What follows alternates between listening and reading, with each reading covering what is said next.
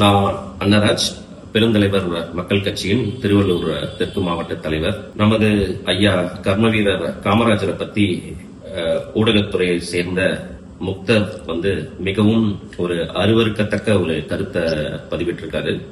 அது மட்டும் இல்லாம நமது நாடார் சமுதாயத்தை பத்தியும் ரொம்ப கேவலமாக ஒரு கருத்தை பதிவிட்டிருக்காங்க. இது வன்மையா கண்டிக்கத்தக்கது. ஆனா இவன் தொடர்ந்து பாத்தீங்கன்னா சமுதாய தலைவர்களையும் அரசியல் தலைவரும் ரொம்ப கேவலமான கருத்தை தெரிவிக்கிறான். இது ரொம்ப ரொம்ப வன்மையா கண்டிக்கத்தக்கது. நீங்க ஐயா காமராஜரை பத்தி முக்தருக்கு பேசுறதுக்கு எந்த தகுதியுமே கிடையாது.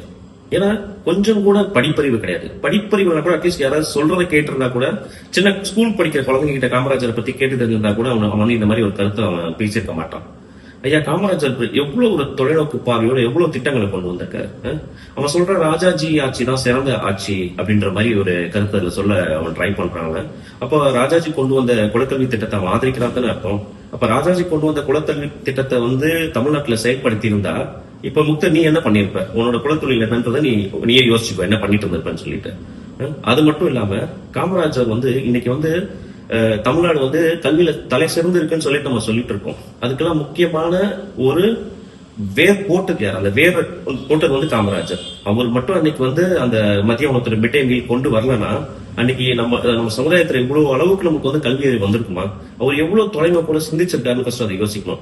வெறும் பள்ளிக்கூடம் மட்டும் 13,000 தொடக்க கல்வி தொடங்கியிருக்காரு அவரு. எங்க சிட்டில மட்டும் இல்லாம கிராமம் குக்கிராமம் எல்லா இடத்துலயும் திறந்து குழந்தைங்களை படிக்க வச்சிருக்காங்க. அவங்க படிக்க வச்சதோட இம்பாக்ட் தான் இன்னைக்கு தமிழ்நாடு லிட்ரஸி ரேட்ல அந்த அளவுக்கு அதிகமா இருக்கு. இன்னைக்கு அவங்க படிக்க வைக்கலன்னா இன்னைக்கு தமிழ்நாடு இவ்வளவு பெரிய முன்னேற்றம் அடைஞ்சிருக்காரு. ஏன்னா இன்னொன்னு அவர் எவ்வளவு ஒரு அது மட்டுமா கல்வி மட்டுமா எதை எடுத்துக்கிட்டாலும் சரி அவருடைய செயல்பாடு அவ்வளவு சிறப்பா இருந்தது. தொழில்துறை அவர் எவ்வளவு நிறுவனங்கள் தொடங்கினாரு, எவ்வளவு அணைகளை கட்டினாரு. இப்படி எல்லாத்தையுமே மறைச்சி ஒரு கேவலம் யாரையோ ஒருத்தரை குஷிப்படுத்துறதுக்காக யாரோ கொடுக்கிற பிச்சை காசுக்காக இப்படி பேசுற முக்க உனக்கு வெக்கமா இல்லையா? அப்புறம் ரெண்டாவது, ஏதோ காமராஜர் ஆட்சி காலத்துலதான் நாடார்கள் முன்னேறினாங்க, கள்ள நோட்டு அடிச்சாங்க, கலப்படம் செஞ்சாங்க.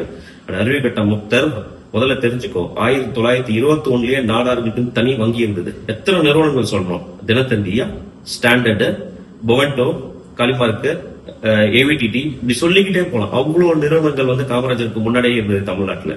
இப்படி எதை பத்தியுமே தெரியாம தொடர்ந்து இப்படி கேவலமா பேசுற முக்தர் உனக்குலாம் வெக்கமா இல்லையா? தமிழக அரசு கட்டுப்பாட்டுல இருக்கிற காவல்துறை உடனடியாக இந்த முக்தரை கைது செஞ்சு தக்க நடவடிக்கை எடுக்கணும். மக்கள் கிட்ட பொது மன்னிப்பு கேட்கணும்.